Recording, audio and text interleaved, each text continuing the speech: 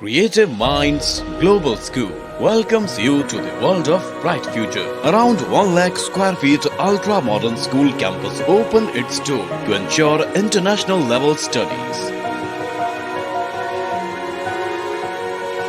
We believe that every child is unique and has immense potential to excel. We encourage our students to think independently and nurture their dreams. I am energetic. At Creative Minds, curricular and co-curricular activities complement each other to develop best skills in the students. I am confident. I am smart. I am strong. I am ambitious. Our job is not to prepare students for something. Our job is to help students prepare themselves for anything.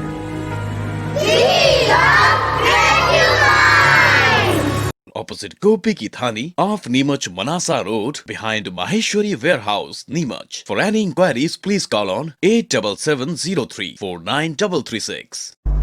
Now देखिए next question. Two radioactive nuclei P and Q. एक आपको radioactive nuclei given है P, एक given है Q. दो अलग अलग sample है रेडियोएक्टिव न्यूक्लियाई के. In a given sample decays into a stable nucleolus R.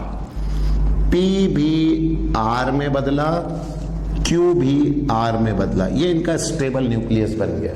फिर at time t is equals to 0, number of P species are 4 and naught.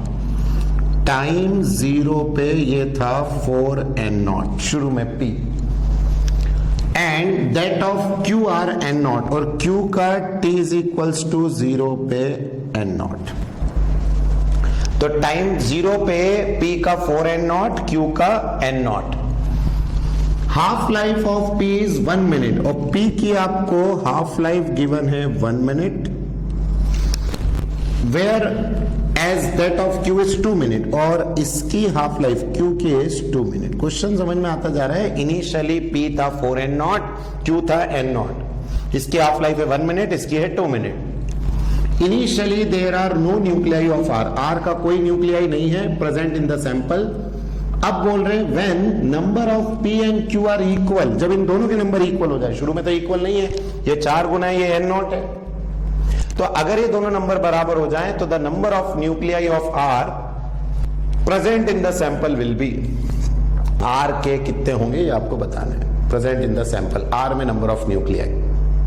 तो पहले बताओ, इतना क्वेश्चन क्लियर हो रहा है? हाँ सर, क्या क्या है? अब समझना. इनिशियली इसमें 4 एंड नॉट है, टाइम है 1 मिनट, हाफ लाइफ, ये क्लियर है. मैं आपसे पूछता हूं आफ्टर टाइम t टाइम के बाद ये कितना हो गया आपका P वाला. मान लो T टाइम के बाद ये दोनों बराबर हो जाते हैं, ऐसा मैंने मान लिया. कितने टाइम के बाद? T टाइम के बाद P and Q are equal. P and Q T time के बाद क्या हो गए? इक्वल. तो बताइए मुझे, मैं P वाले के लिए इक्वेशन बना रहा हूं अभी. P के लिए क्या होगी? N is equals to n naught half t by t half. ये वो t है जिसके बाद ये इक्वल हो गए. कैपिटल T है, कैपिटल T ले लो. कैपिटल T टाइम के बाद ये दोनों इक्वल हो गए.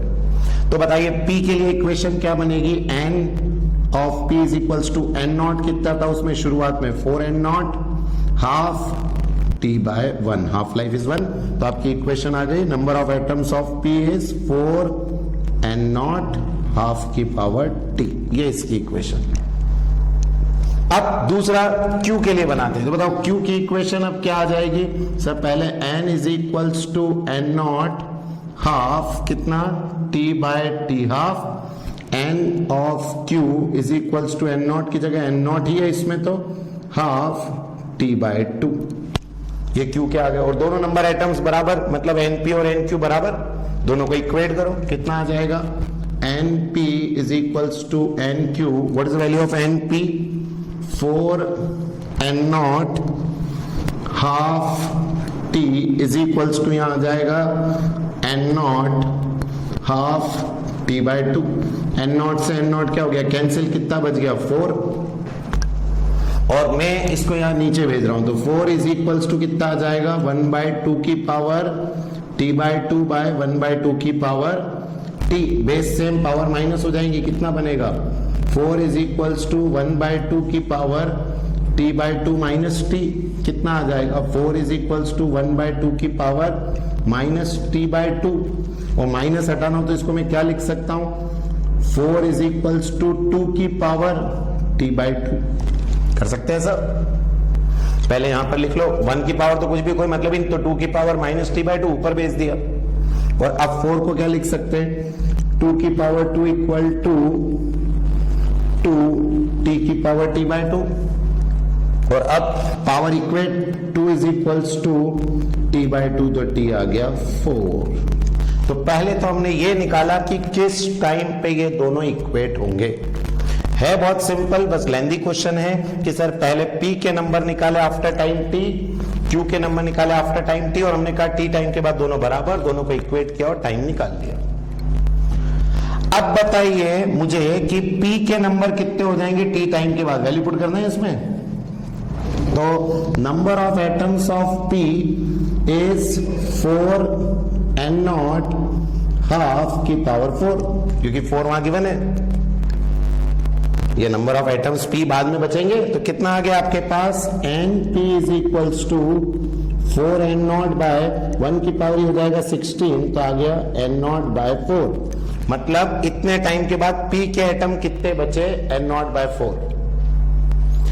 इसके निकालें इस इक्वेशन में पुट करके q के, तो n of q is n0 half, t की वैल्यू कितनी है 4/2, तो बचा 2, तो ये कितना आ जाएगा n0 बाय, ये भी कितना आ गया 4, ये भी q के बचे, दोनों बराबर ही आएंगे। वैसे तो हमने वो क्लियर था बट निकाल लिया।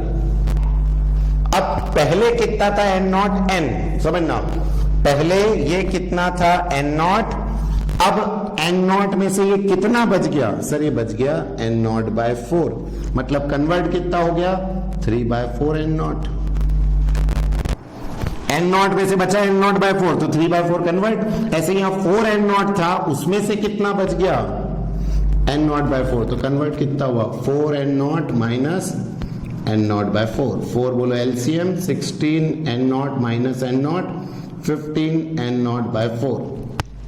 और अब टोटल करना है तो दोनों को क्या कर देंगे ऐड, तो कितना हो गया आपका r का नंबर सर 15 n0 बाय 4 प्लस 3/4 n0, एलसीएम और सब solve 18/4 n0 is the number. तो बोलो आ रहा है ये समझ में? हाँ सर कैसे निकाला, बहुत इजी। पहले तो किस टाइम पे इक्वेट हुआ, टाइम की वैल्यू रखी, कितना बच रहा है, तो p और q वैसे इक्वेट थे, तो p बच रहा है n0 बाय 4, तो पहले कितना था 4 n0, बचा कितना n0 बाय 4, तो कितना कन्वर्ट हो गया r में माइनस। वैसे पहले कितना था n0, कितना बचा n0 बाय 4, तो कन्वर्ट कितना हो गया 3/4। अब बताओ टोटल नंबर ऑफ r कितने होंगे, दोनों का सम, और ये आपका आंसर। लेंदी है बट इजी है, बनाओ।